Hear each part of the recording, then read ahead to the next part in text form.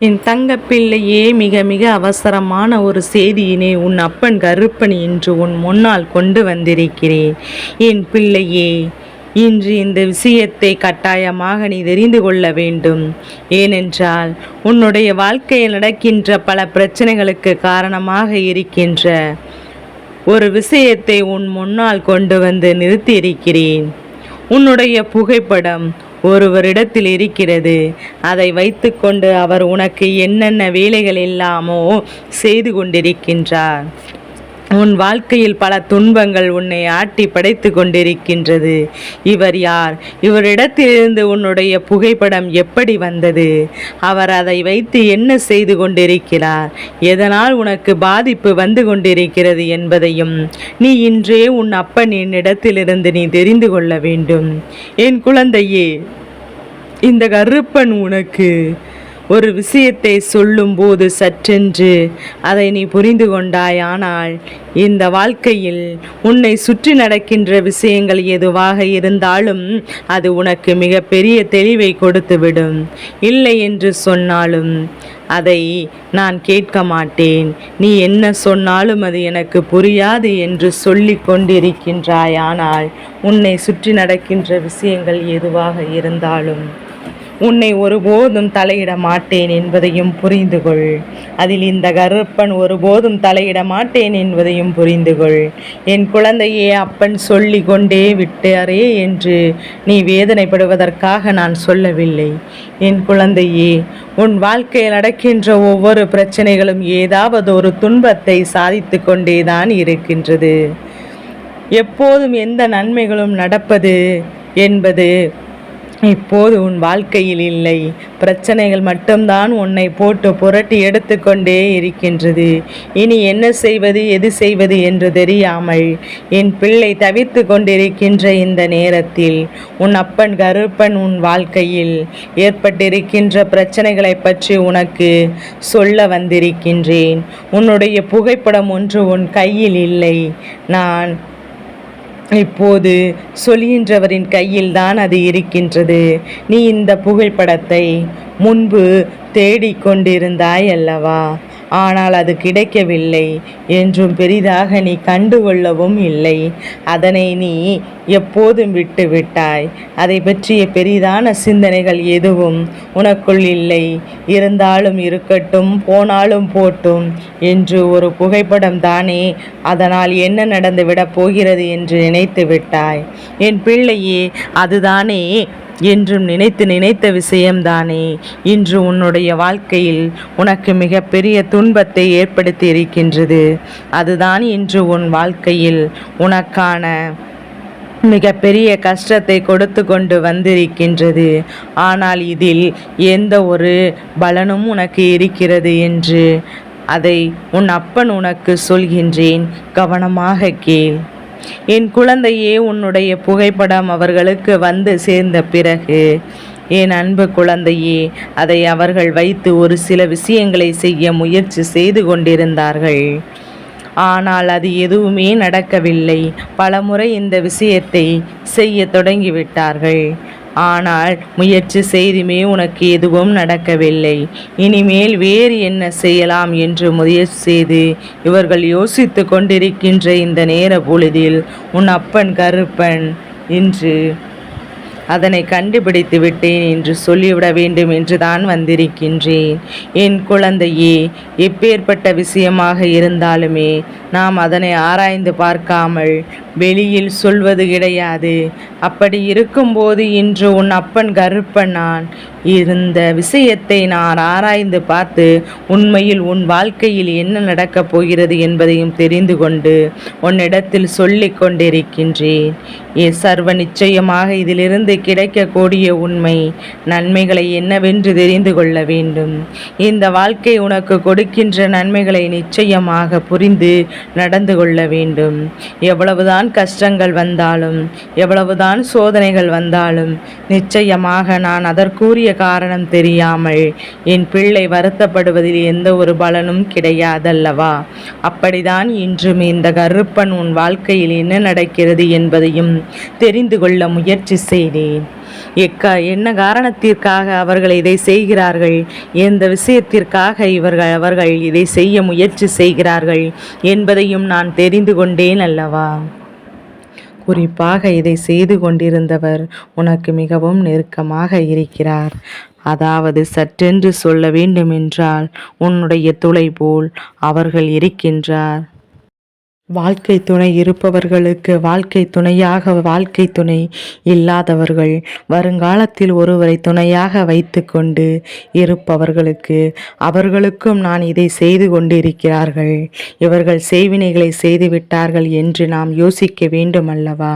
அப்பேற்பட்ட கொடூர மனம் கொண்டவர்களா இவர்கள்? எப்படி இருந்தாலும் நாம் அவர்கள் நன்றாகத்தானே இருக்க வேண்டும் என எண்ணுகின்றோம்.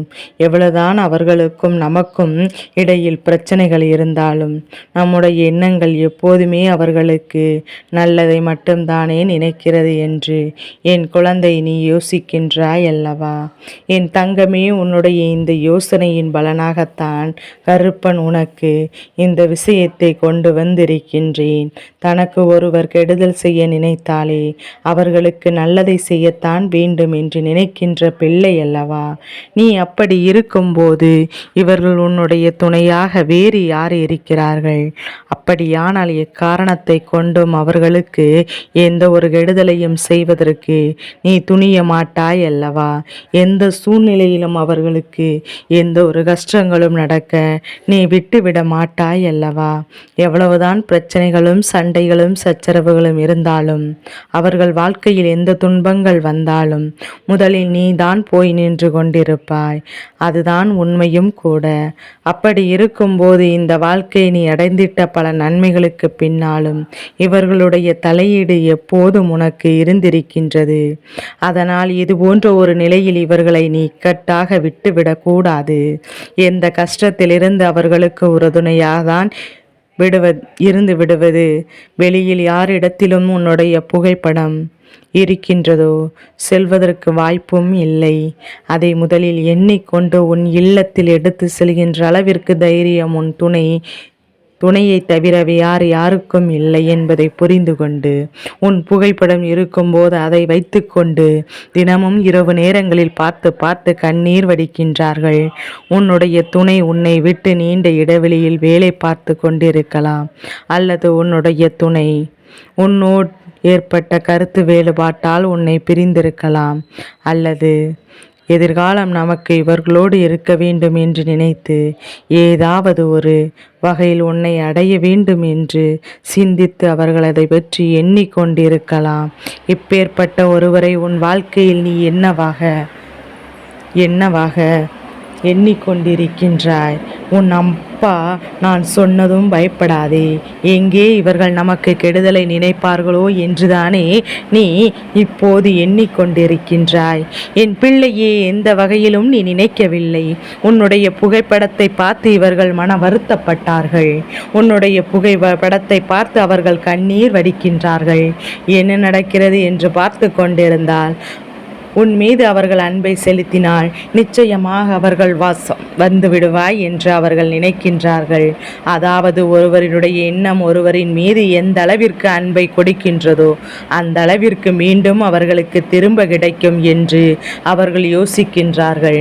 எப்படியாவது பெற்றுவிட வேண்டும் என்று அவர்கள் நினைக்கின்றார்கள்.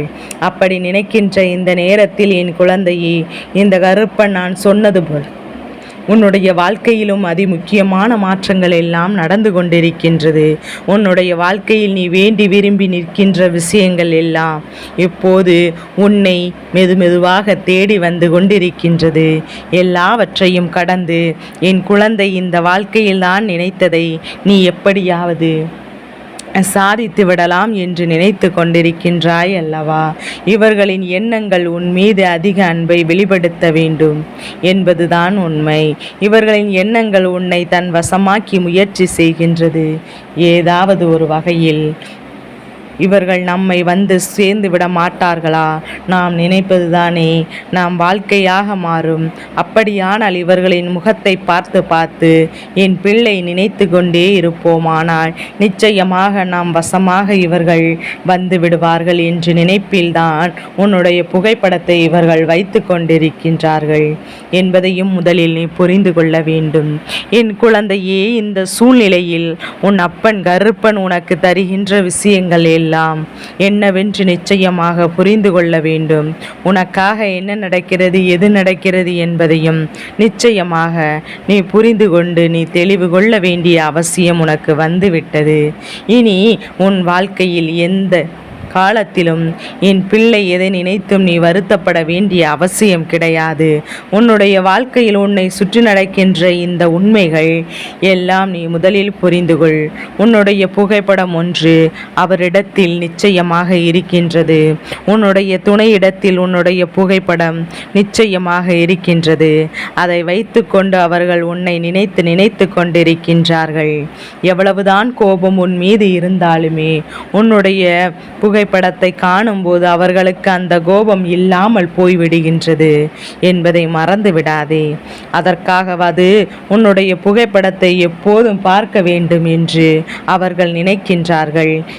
இதற்காவது உன்னுடைய புகைப்படத்தை கண்டு அவர்கள் பெருமகிழ்ச்சி அடைய வேண்டும் என்று நினைக்கின்றார்கள். எப்போதும் உன்னை பற்றியே சிந்தித்து உனக்கான சந்தோஷத்தை எல்லாம் என்னவென்று அவர்கள் கொடுக்க முயற்சி செய்கிறார்கள். இழந்துவிட்ட வாழ்க்கையை மீண்டும் மீண்டும் அவர்கள் மீட்டெடுக்க விரும்புகிறார்கள் தான். இழந்துவிட்ட விஷயம் நமக்கு வாழ்க்கையாக மாற வேண்டும் என்று எண்ணி துடிக்க அவர்கள் நினைக்கலாம். கருப்பா, இத்தனையும் நீ சொல்கின்றாயே, ஆனால் இவர்களின் செயல்பாடுகள் அப்படி இல்லையே. இவர்களுக்கு என் மீது அன்பு இருந்தது போல தெரியவில்லையே என்று நீ நினைக்கலாம். என் அன்பு குழந்தையே, இவர்கள் அன்பை வெளிப்படுத்த தெரியாதவர்கள். ஒரு உண்மையான அன்பை எப்படி ஒருவருக்கு கொடுக்க வேண்டும் என்பது இவர்களுக்கு ஒரு துளி அளவு கூட தெரிந்திருக்கவில்லை. அன்பை அதிகமாக வைத்திருந்தால் அதை வெளிப்படுத்த தெரியாமல் தான் இத்தனை மன கஷ்டத்திற்கும் ஆளாகி நிற்கிறார்கள். அதை வெளிக்காட்ட இவர்களுக்கு தெரிந்திருந்தால் எப்படியும் இவர்கள் சந்தோஷமாக இருந்திருப்பார்கள். எப்படியும் இந்த வாழ்க்கை அவர்களுக்கு நினைத்ததை விட சாதித்திருப்பார்கள் என்று உன்னுடைய அன்பை அவர்கள் நிறைவாக பெற்றிருப்பார்கள். அதற்கெல்லாம் கிடைக்காத வாய்ப்பினை தான் இவர்கள் உன்னுடைய புகைப்படத்தை தோடு பேசிக்கொண்டும் இருக்கின்றார்கள். கருப்பன் சொல்வதில் இருக்கின்ற உண்மை உனக்கு புரிகின்றதா? உன்னுடைய துணையின் மீது உனக்கு அன்பு இன்னும் அதிகரிக்கும். இன்னும் சந்தேகம் இருக்கிறதா? உன்னுடைய துணையிடத்தில் நீயே சென்று கேட்டுவிடு. என்னுடைய புகைப்படம் ஏதேனும் உன்னிடம் இருக்கிறதா என்று. அப்படி இருக்கின்ற பட்சத்தில் கருப்பன் சொல்வது எல்லாம் உண்மை என்று ஒத்துக்கொள்வாய் அல்லவா? பிரிந்திருக்கும் போது சரி, சண்டையோடு முடிந்திருக்கும் போதும் சரி, உன்னை நினைக்க அவர் அந்த புகைப்படத்தை தான் பயன்படுத்தி கொண்டிருக்கின்றார். அதனால் யாரும் நமக்கு பில்லி சூனியங்களை செய்வதற்கு தன் புகைப்படத்தை எடுத்து சென்று இருப்பார்களோ என்று நினைத்து பதற்றமடையாதே. இந்த கருப்பன் இருக்கின்ற இடத்தில் அதற்கெல்லாம் ஒருபோதும் அனுமதி கிடையாது. யாரும் இது போன்ற விஷயங்களை எல்லாம் ஒருபோதும் உனக்கு செய்திடவும் முடியாது. நான் அனுமதி கொடுத்தால்தான் எந்த ஒரு விஷயமும் உன்னை வந்து சேரும் என்பதில் முதலில் நீ புரிந்துகொள். இனி நடக்கின்ற நன்மைக்கெல்லாம் என்றும் உன் அப்பா நான் கருப்பன், நான் பொறுப்பேற்பேன். யாரும் உன்னை எதுவும் செய்துவிட முடியாது என்பதை முதலில் புரிந்துகொள். யார் என்ன செய்தாலும் அதை உன்னுடைய வாழ்க்கையில் செய்து காட்ட முடியாது என்பதை புரிந்து கொண்டு எப்போதும் போல என் பிள்ளை நீ மன மகிழ்ச்சியோடு நீ இருந்து கொண்டே இரு. எப்போதும் இது உனக்கு மிக பெரிய நன்மையை கொடுக்கும் என்பதை புரிந்து கொண்டால் போதும். கருப்பன் சொன்னது போல உன்னை சுற்றி எந்த தீவினைகளும் இல்லை. அப்படியே இருந்தாலும் அது இந்த கருப்பனின் அருளால் உன்னை விட்டு நீங்கும் என்பதையும் நீ புரிந்துகொள். நல்ல மாற்றத்தை உருவாக்கிட வந்த இந்த அப்பன் கருப்பன் சொன்ன வார்த்தைகளை முதலில் என் பிள்ளை நீ மனதில் கொண்டு சர்வ நிச்சயமாக உனக்கு நல்லது நடக்கும் என்பதை நீ உணர்ந்து கொண்டால் போதும்.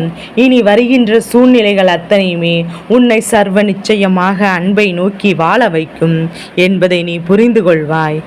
என்ன மாற்றங்கள், என்ன விஷயங்கள் உன்னை நிச்சயமாக வாழ வைக்கும். இந்த வாழ்க்கை என்றும் உனக்கு உரியதானாக இருக்கும் என்பதை புரிந்து கொண்டால் போதும். கருப்பன் சொன்ன வார்த்தைக்குள் உள்ளடக்கிய அர்த்தத்தை நீ புரிந்து கொள்வாய். உன் வாழ்க்கைக்குள் ஏற்பட்டிருக்கின்ற மாற்றங்களை என்னவென்று நீ தெரிந்து கொள்வாய். என்றும் உனக்கு நல்லதே நடக்கும். இந்த கருப்பன் உன்னோடு துணை இருப்பேன் என்பதை புரிந்து கொள். என் தங்க பிள்ளைக்கு இந்த கருப்பனின் ஆசீர்வாதங்கள் என்றும் என்றென்றைக்கும் என் குழந்தைக்கு முழுமையாக கிடைத்து கொண்டே இருக்கும்.